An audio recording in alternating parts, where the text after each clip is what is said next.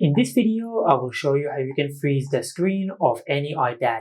Now to do that, first of all, just go to Settings, and under Settings, just tap on Accessibility. Now under the Accessibility settings, just tap on Guided Access, and from here, just enable the toggle for Guided Access.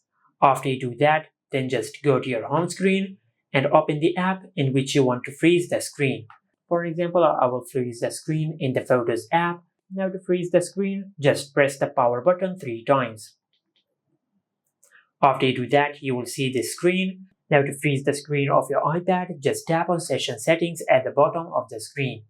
And make sure you disable the toggle for touch and software keyboard.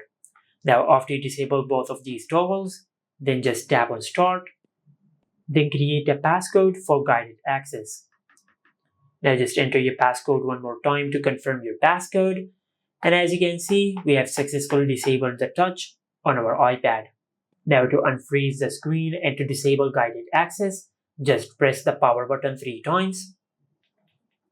Then enter the passcode for guided access which we have created. Now just select End.